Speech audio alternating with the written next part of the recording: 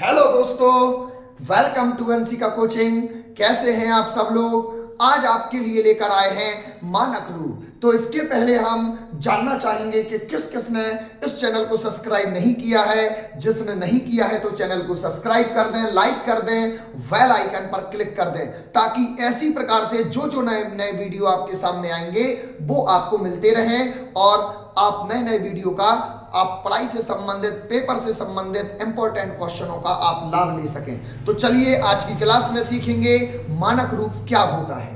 तो आज के टॉपिक में मानक रूप की चर्चा होगी। मानक रूप दो प्रकार से होते हैं बच्चों, एक प्लस का होता है और एक माइनस का होता है। तो पहले जानना चाहेंगे कि माइनस का मानक रूप कैसे करते हैं। सबसे पहला काम आपका रहेगा दोस्तों कि जो भी अंक दिए गए हैं सबसे पहले आप पूरे अंकों को निकाल लीजिए।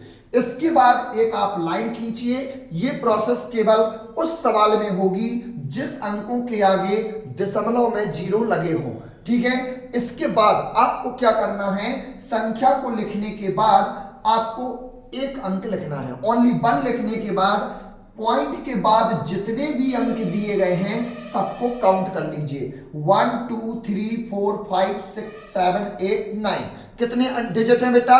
9। तो आप इसके नीचे 9 जीरो लगा दीजिए। 1 2 3 4 5 6 7 8 9। क्या बताया बच्चों मैंने? जो भी डिजिट दी गई है पहले उसको लिख दीजिए। इसके बाद दशमलव के बाद जितने भी अंक दिए गए सबको गिन के जितने अंक हैं उनकी संख्या 1 लिख के पूरे अंक लिख दीजिए। अब आप नेक्स्ट स्टेप में क्या करेंगे, आप यहां लिखेंगे पहले डिजिट के बाद पॉइंट लगाएंगे और इसके बाद जो भी अंक बनते हैं पॉइंट के बाद हमेशा पहली डिजिट में पॉइंट लगेगा। जितनी डिजिट आएंगी 2 3 4 आप उसको दशमलव के बाद लिख देंगे। अगर 2 डिजिट आती हैं तो 10 की घात 2 होगा, 3 डिजिट आती हैं तो 10 की घात 3 होगा, दशमलव के बाद 5 डिजिट बचती हैं तो 10 की घात 5 होगा। इसके बाद नीचे आप लिखेंगे 10 की घात, कितने जीरो है बच्चों? 9। तो आप यहां लिखेंगे 10 की घात 9। इतना करने के बाद आपको यह ध्यान रखना है दोस्तों कि जो आपने संख्या ऊपर लिखी थी वो ज्यों की त्यों रहेगी। इसके बाद जो नीचे वाली संख्या है जब हम इसको ऊपर लाएंगे तो ये प्लस की है तो बेटा काय में बदल जाएगी? माइनस में बदल जाएगी। अब आपको दोस्तों क्या करना है, इसके बाद आपको पता है कि जब आधार समान होते हैं तो गुणा में घातें घट जाती हैं, जुड़ जाती हैं। तो यहां पे आप क्या करेंगे, एक माइनस का है और दूसरा काय का है?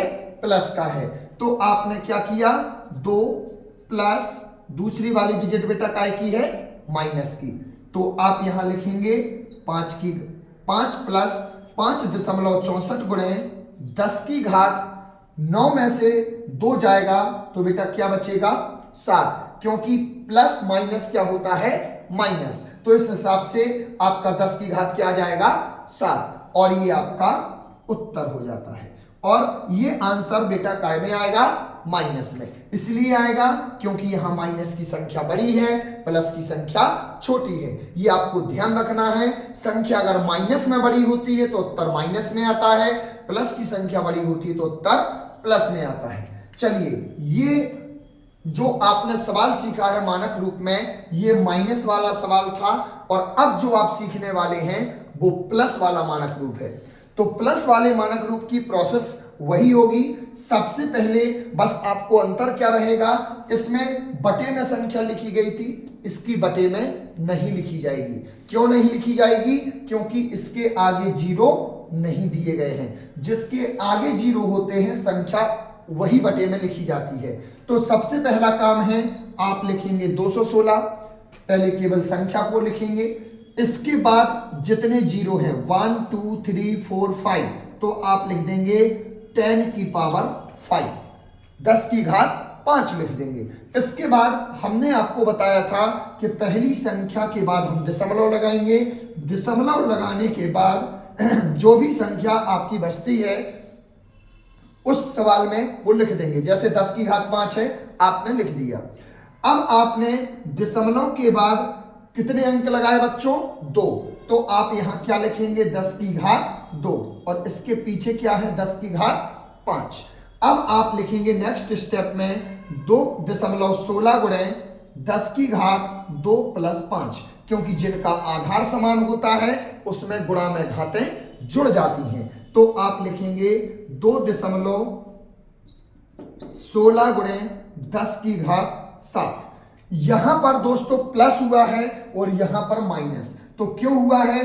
क्योंकि यहां नीचे वाली संख्या प्लस की थी, ऊपर जाके ये माइनस हो गई थी। तो माइनस प्लस माइनस होता है और डिजिट यहां माइनस की बड़ी थी इसलिए उत्तर माइनस में आया। लेकिन जब सवाल प्लस वाला होता है तो प्लस प्लस प्लस ही होता है। तो 5 और 2 7 हो जाएगा। तो ये आपका 10 की पावर 7 ये आपका आंसर हो जाएगा। आई होप कि आपको यह सवाल समझ में आए होंगे। आप इसको नोट कर सकते हैं और जिसने अभी तक इस वीडियो को सब्सक्राइब नहीं किया है आप सभी लोग वीडियो को सब्सक्राइब कर दें, लाइक कर दें, शेयर कर दें और बेल आइकन पर क्लिक कर दें। ऐसे ही नई नई वीडियो आपको लाते रहेंगे। जय हिंद दोस्तों।